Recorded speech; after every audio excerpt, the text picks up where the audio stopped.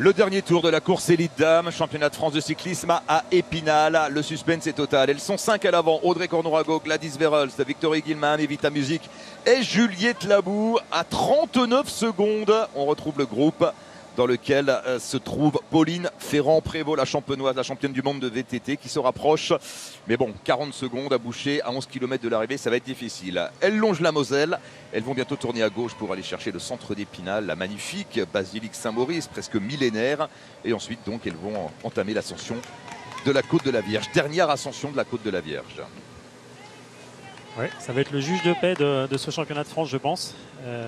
Là, après, pour les plus fortes, si elles ne font pas la différence dans cette difficulté, ça va être compliqué. Ça sera plutôt tactique. Donc, bien que si elles arriveraient toutes les 5 au sprint, on sait très bien qu'Audrey Cordon-Rago, sur un final comme ça, je la pense quand même supérieure à Gladys. Je pense qu'elle ne va pas prendre le risque d'une arrivée massive. Donc, à mon avis, ça va lâcher les watts, comme on dit, dans la difficulté. Ouais. Ouais, la pointe de vitesse, elle la gardera très certainement en dernier recours si toutefois certaines concurrentes l'accompagnent. Mais effectivement, Paul, moi, je pense aussi qu'il faut profiter maintenant de cette dernière difficulté qui est de taille quand même pour essayer d'aller chercher le titre avec un peu plus d'assurance, sans être dans le stress de devoir la jouer au sprint.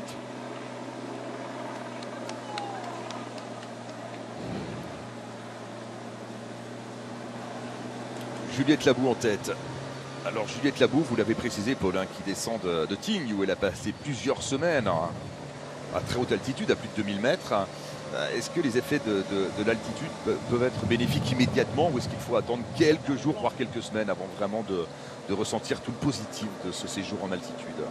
Ouais, bah en effet, on va dire qu'en règle générale, on peut bénéficier de l'altitude on va dire dans le short time qui est juste derrière, les 2-3 jours on descend, c'est là où logiquement on a des bonnes sensations. Et plutôt là, la période où on en est avec Juliette, elle est plutôt dans une phase où le corps assimile, où elle est plutôt en état de stress et de fatigue, avant de revenir, on va dire, sur un plateau de forme qui doit durer plusieurs semaines, on va dire une quinzaine de jours après.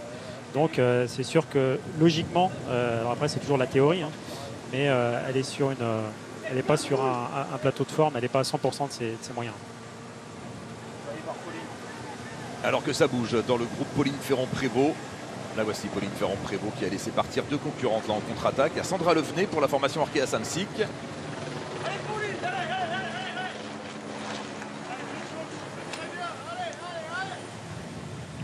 Il me semble que c'est Marie Lenette qui a attaqué. C'est Marie Lenette, oui. Sandra Levenet qui est partie à ses trousses. Ouais. C'est bien effectivement Marie Lenette qui a deux coéquipières à l'avant, on le rappelle, avec Victory Gilman et Evita Music. Les voici d'ailleurs, les jeunes filles de tête, les concurrentes de tête, avec les deux concurrentes de la formation FDJ Nouvelle-Aquitaine Futuroscope. Gladys Verhulst en dernière position. Audrey Cordon-Rago et Juliette Labou. Juliette Labou, Paul, rapidement, le départ pour Tokyo, c'est prévu le 14 juillet. 14 juillet, d'accord. Okay. Avec Juliette, bien évidemment, qui participera à la course en ligne et au contre-la-montre. Il y aurait le feu d'artifice quand même.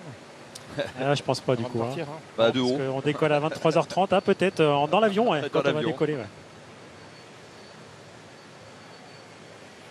Et une arrivée donc 10 jours avant la course en ligne, c'est ça? Ouais, 10 jours avant, dans l'optique aussi de s'acclimater à déjà de se rephaser en fonction du décalage horaire, parce qu'on a plus 9 heures à Tokyo. Donc la règle aussi, c'est à peu près une journée par heure de décalage, donc là c'est parfait.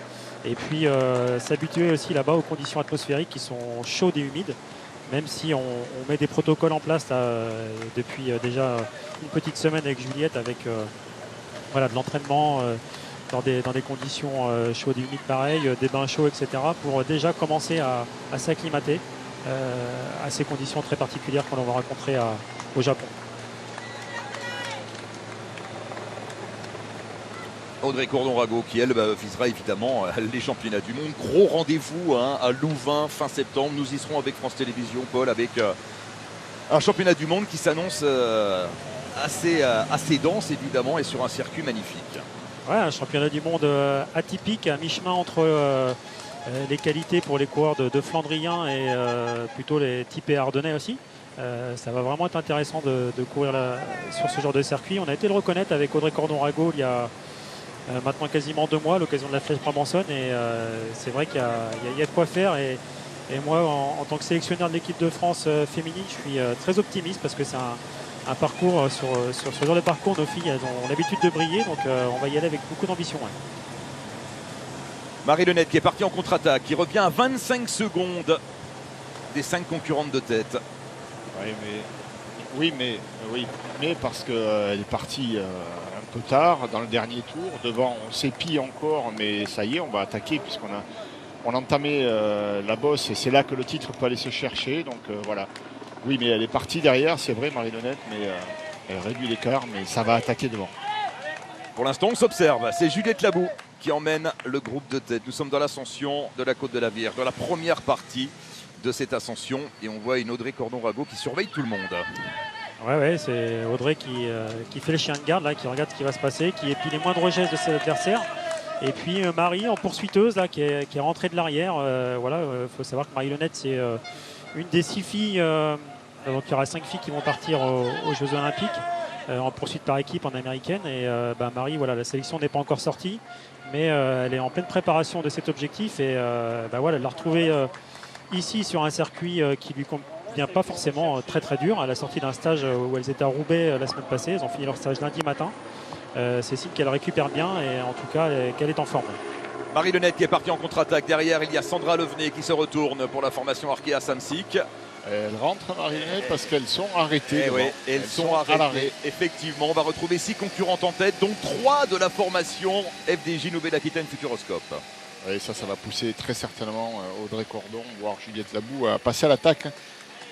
Dès que l'on va changer de route, là, sur la partie boisée, dès qu'on va tourner à gauche, attention de ne pas escamoter cette difficulté. Il n'y en aura plus après.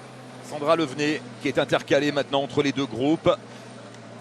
Et je surveille le groupe Pauline Ferrand-Prévot qui a dû se rapprocher également, a priori, forcément.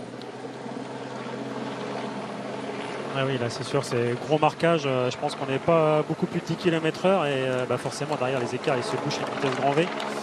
Mais comme on dit dans le jargon cycliste, quand ça va dégoupiller, je pense que ça va vite reprendre de la vitesse et les écarts vont se faire. Oui, mais là elles sont battues. Le groupe Ferrand-Prévot n'a pas encore pris le virage à gauche, donc l'écart est quand même encore important. Allez, 44 secondes nous indique le GPS. Juliette Labou aux avant-postes. C'est pas une attaque, mais ça accélère, ça change de rythme quand même. C'est risqué d'attendre le sommet pour attaquer. C'est une course d'usure. On sent bien qu'il y a des concurrentes qui ont les jambes lourdes. Ouais. Et attendre le sommet, c'est leur permettre aussi de pouvoir filocher, de pouvoir suivre et de basculer avec. Et on voit la grimpeuse bretonne Sandra Levenet qui se rapproche également. Elles sont 6 à l'avant, peut-être 7 bientôt si Sandra Levenet parvient à faire la jonction. Et oui, elle est là, Sandra Levenet. L'ex-championne de duathlon, Paul, on rappelle son parcours, elle vient du duathlon, Sandra Levenet. Oui, elle vient du duathlon, c'est une excellente grimpeuse, Sandra, et d'ailleurs je l'avais sélectionnée au championnat du monde d'Imola l'an passé. Elle a vraiment, on le voit, un rapport poids-puissance qui est supérieur à la norme, mais voilà, elle a juste des petites lacunes techniques, mais c'est normal parce qu'elle découvre le cyclisme de haut niveau depuis une saison et demie. Donc voilà, je sais qu'elle travaille. Elle travaille pour les combler, ces lacunes, mais en tout cas, voilà, c'est pas étonnant de la retrouver à ce niveau-là. Allez, avec une attaque. C'est Marie Lenette qui attaque, elle qui vient de faire la jonction. Marie Lenette qui porte la première attaque dans la Côte de la Vierge. C'est déclenché, maintenant il faut poursuivre. Et Sandra Levenet qui vient de faire l'effort, évidemment, qui a quelques difficultés là, à rester au contact.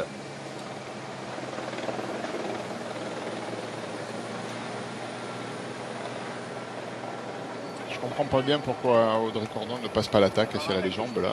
On dirait qu'on assiste à un match de vitesse sur piste, on se surveille, on est à l'arrêt dans la bosse, c'est étonnant.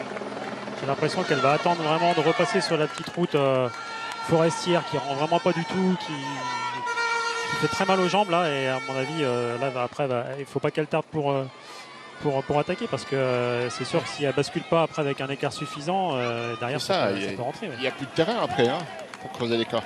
Il reste le dernier kilomètre en faux plat montant. Oui, mais ça va devenir stratégique. Il y a 3 filles de la FDJ dans le groupe. Alors qu'à l'arrière, c'est toujours Pauline Ferrand-Prévot qui mène le groupe de chasse, le groupe de contre-attaque, pointé à 40 secondes maintenant de la tête de la course. La voici, Pauline. Un groupe dans lequel on retrouve bien sûr Noémie Abgral. Il y a également Jade Viel, Sandrine Bidot Et Amandine Fouquenet, la championne de France de cyclocross, qui était à l'avant lors du tour précédent et qui a cédé après l'attaque d'Audrey Cordon-Rago au sommet de la côte de la Vierge. Voilà, on est sur cette partie là où la route rend beaucoup moins, hein, Paul. Là, c'est ouais, c'est vraiment dur. C'est la fin de boss, on arrive à 3 minutes 30, 4 minutes d'effort et il reste voilà, 500-600 mètres là vraiment compliqué. Et puis c'est sûr que là en fin de course on voit qu'elles sont toutes à l'ouvrage. Hein. Les sensations, je pense qu'elles sont toutes un peu pareilles là chez les filles. Donc ouais, c'est un peu bizarre, il y a un marquage. Ouais. Moi je pense que ça valait le coup quand même de prendre le risque de se mettre à fond dès le pied et ça se serait fait très certainement naturellement.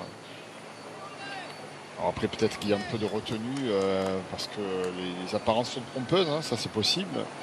Mais ouais, là en tout cas je considère que c'est un gros risque là, de rester groupé comme ça et d'escamoter cette difficulté. Victory Gilman. ouais, Victory Gilman, c'est peut-être son jour, on l'a dit, souvent placé au championnat de France. Victory Gilman qui attaque avec Audrey Cordon-Rago dans sa roue et Juliette Labou.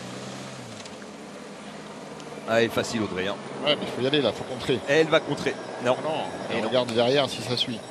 On voit qu'Evita a quelques signes de faiblesse. Hein. C'est étonnant parce que c'est vraiment là sa partie préférée. Et, ouais, contre Juliette Labou qui contre avec Audrey Cordon-Rago dans sa roue. Attention, les deux grandes favorites au coude à coude dans le final de ce championnat de France. Juliette Labou, Audrey Cordon-Rago, Gladys Verhulst épatante en 3e position. Allez, Audrey qui relaie Juliette Labou, on se retourne. Ah ben là on est déjà au sommet. Hein. C'est fini la bosse.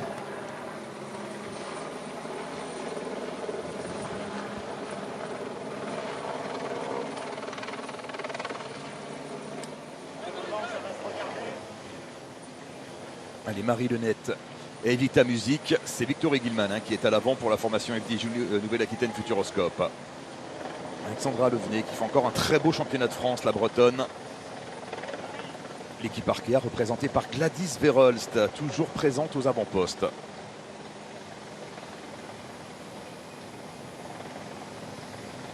Elle était incisive cette attaque de Juliette Labou, mais elle n'a pas vraiment été relayée.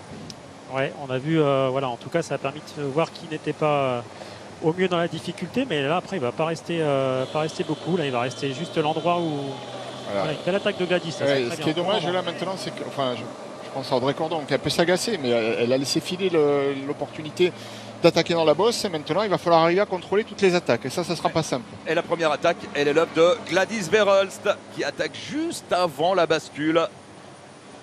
Gladys Verhulst qui a pris quelques longueurs d'avance. Elle s'est fait oublier Gladys Verhulst depuis qu'elle est dans cette échappée, on sent qu'elle est là, elle n'a jamais été en difficulté, elle n'a jamais fait l'effort de trop et elle attaque quand il faut.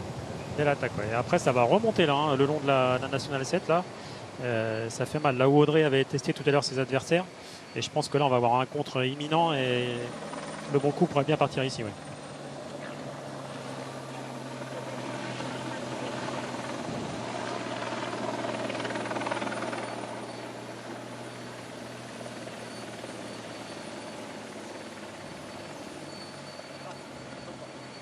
On se surveille énormément avec Audrey Cordon-Rago aux avant-postes, Gladys Verhulst. Victory Gilman également, peut-être la plus forte hein, du trio de la FDJ Nouvelle-Aquitaine Futuroscope, Victory. Ouais, c'est sûr que Victory a répondu à chaque fois aux attaques. Elle paraît la plus forte. On a vu Evita qui montrait des signes de faiblesse. Donc c'est sûr que. Et ça sera elle aussi en cas d'arrivée au sprint qui pourra défendre les couleurs de la FDJ Nouvelle-Aquitaine Futuroscope. Alors que sur la ligne d'arrivée ici à Épinal se préparent les amateurs. D'habitude les amateurs courent leur championnat de France le samedi matin. Là la course a été décalée à la fin de l'après-midi. Départ à 15h20, arrivée vers 19h15 hein, pour les amateurs.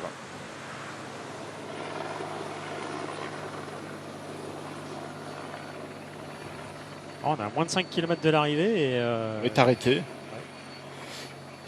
Thomas nous l'a indiqué tout à l'heure, hein, on aura une course de moins en moins rapide. C'est parti sur les chapeaux de roue et finalement, ça roule moins fort dans le dernier tour que les tours précédents. Allez, Sandra Levenet qui prend son relais, la concurrente d'Arkea Samsic. En tout cas, l'équipe Arkea Samsic qui s'est bien structurée hein, en l'espace d'un an. C'est seulement sa 2e année d'existence, Paul, et on voit déjà des filles qui sont tout à fait au niveau. Ouais, c'est ça. Ouais, c'est une équipe qui s'est créée l'an passé, qui a tout de suite eu de bons résultats. On voit une belle force collective à chaque fois sur les compétitions. Et puis j'ai l'impression que là, du coup, du côté de Cherkea, on va peut-être essayer de privilégier une arrivée au sprint pour Gladys Verhulst. Comme je le disais, je pense que les deux plus rapides du groupe, ce sont Audrey Cordorago et Gladys. Donc voilà, peut-être qu'il y a eu un petit échange entre les deux athlètes de chez Arkea et que Gladys a demandé à Sandra de se sacrifier pour elle. Oui, c'est ce que fait Sandra Levenet, effectivement, qui emmène ce groupe de tête. Alors qu'on va bientôt entamer la descente maintenant.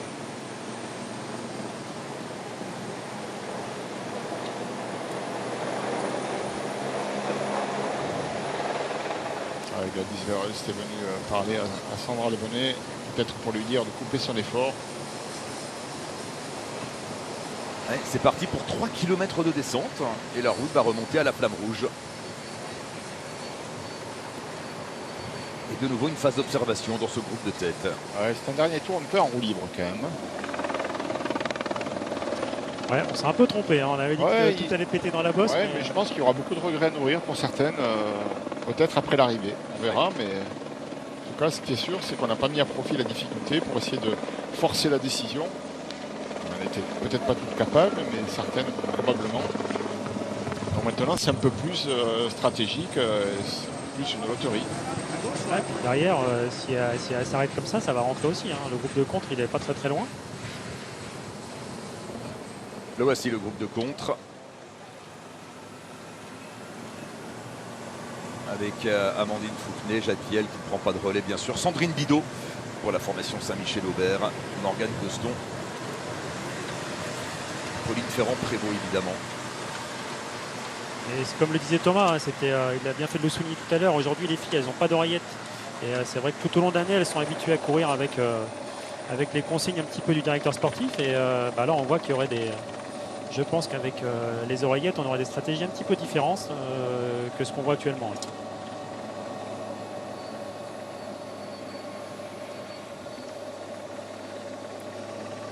En tout cas, l'équipe Arkea Samsic joue sa chance à fond, hein, puisque Gladys Verhulst a une chance au sprint et à l'inverse, Sandra Levenet n'a pas de chance au sprint, elle n'a pas de pointe de vitesse.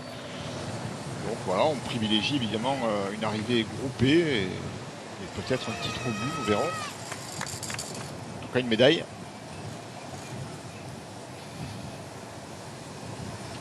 Pour cela, il faut éviter Trafalgar, qui est une fille qui s'échappe par inadvertance. Donc un tempo soutenu de la part de Sandra Levenet dans cette descente. Sandra Levenet qui se sacrifie effectivement pour Gladys Verhulst et l'équipe Arkea Samsic qui va peut-être aller chercher un titre de championne de France. Ce serait magnifique pour la formation. Managé par Emmanuel Hubert. 52 secondes, le retard du groupe Pauline Ferrand-Prévot. Il n'y aura pas de retour, bien évidemment. Nous sommes à 2 km de l'arrivée maintenant.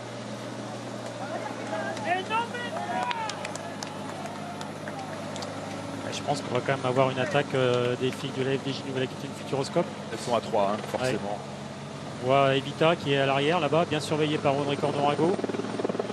Et est-ce qu'elle en a les moyens?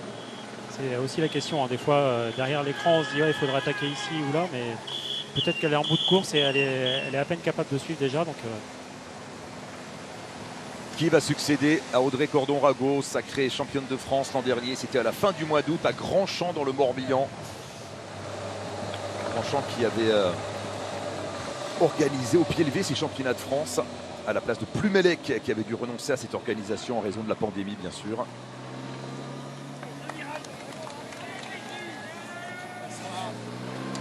À la relance là pour la FDJ. Ouais, et ça attaque. Ah oui, c'est bien vu parce que Sandra Levenet n'a pas forcément la giclette pour prendre la roue ici. Elle a du mal à changer de rythme, hein, Sandra Levenet, effectivement. C'est Juliette Labou qui fait l'effort. Marie-Lenette qui a bien attaqué, ouais. Belle attaque à la relance. Elles sont bien descendues toutes les deux. Et puis derrière, on voit que c'est Juliette Labousse qui fait l'effort avec Audrey Cordon dans la roue. Gladys Verhulst qui s'est tout de suite mis dans le sillage de Audrey et suivi derrière par Victory Gilman. Allez, Marie-Lenette qui a été reprise. Gros travail de Sandra Levenet encore une fois. Et on retrouve Audrey Cordon aux avant-postes. On est dans le dernier kilomètre. Dernier kilomètre, tout en montée jusqu'à la ligne d'arrivée ici à Épinal. Et on se regarde évidemment.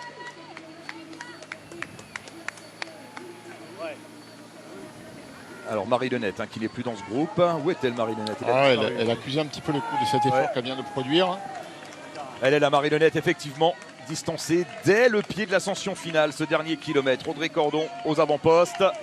Est-ce qu'on va avoir une deuxième attaque là pour la FDJ? Victory Gilman sur la droite. J'ai l'impression que tout le monde veut la jouer au sprint ici. Gladys Verhulst aux avant-postes qui surveille Audrey Cordon-Rago. C'est réciproque d'ailleurs. On voit Audrey qui se retourne beaucoup là sur sa droite. C'est à gauche du rond-point. Ouais, on fait moins de chemin. Et Juliette Labou en 5e position. Les qualités de sprinteuse de Juliette, Paul, est-ce qu'elle peut... Ouais, sur le papier, elle est quand même moins explosive, mais voilà, sur un final de course où c'était très dur, attention, je pense que quand même ça va se jouer entre Gladys et puis Audrey. La fraîcheur qui va primer dans ce sprint. On est à 300 mètres de l'arrivée maintenant. Il faut de la force ici pour amener du braquet quand même sur ce sprint. Et qui va déclencher en premier ce sprint? C'est le titre de championne de France qui se joue ici à Épinal. Elles sont toutes les 4 sur la même ligne, c'est incroyable. Ouais, avec Sandra Levenet, un petit peu en retrait la Bretonne. Et qui a beaucoup travaillé pour Gladys Verhulst, Audrey Cordon-Rago. Elles sont 4 sur la même ligne avec Evita Music qui passe sur la gauche. Evita Music, la Jurassienne. Ouais, c'est bien vu. Qui a pris quelques longueurs d'avance. Evita Music, toujours en tête. Evita Music. Audrey Cordon qui revient. Ouais, Audrey Cordon qui revient. Juliette Labou un petit peu en difficulté avec Gladys Verhulst maintenant qui se déporte.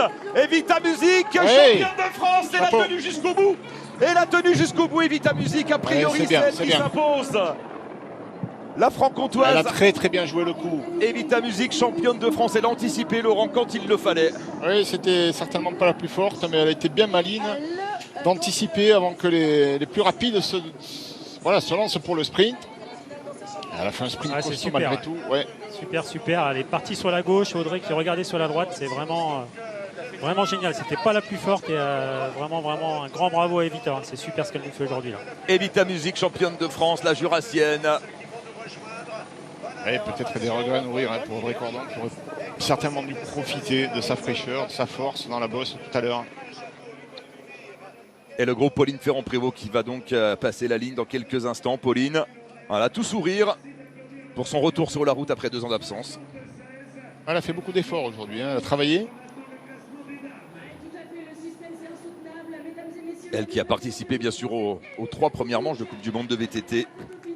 Et qu'on retrouvera dans Stade 2, donc encore une fois le 4 juillet. Evita Music, donc championne de France, est confirmée. Il n'y a pas eu besoin de la photo finish. C'est elle qui s'impose devant, alors a priori, Audrey Cordon et Gladys Verhulst.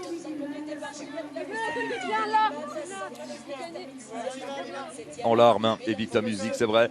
Vous le rappeliez tout à l'heure, Paul, elle a passé un cap l'an dernier avec sa victoire d'étape sur le Giro d'Italia. Ouais, la déception de Gladys Verhulst. Et oui. Victor, viens là, Victor. L'énorme déception de Gladys Verhulst qui laisse passer une belle occasion d'aller chercher le titre de championne de France ici à Épinal. Ah, c'est super. Elles se sont marquées entre sprinteuses sur le papier, on va dire.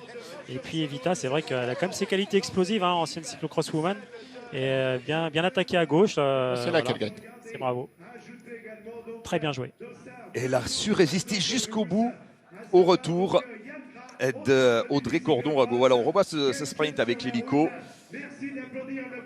Gladys Verhulst. Audrey Cordon, non, elle fait 3e, Audrey Cordon. Ou 2. Non, elle revient quand même, elle fait 2.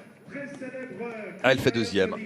Victoire d'Evita Music devant Audrey Cordon-Rago et Gladys Verhulst qui complète ce très beau podium. Et l'équipe FDJ, Nouvelle-Aquitaine Futuroscope, qui retrouve le titre national. Il y avait eu Charlotte Bravard à Saint-Omer, on s'en souvient, il y a 4 ans. Il y a 2 ans, c'était Jacques Viel à la Foissière. Et cette année, donc, c'est Evita Music. Le club de l'ABCX en Provence est composé donc de Maxime Agut, de 516. C'est beau.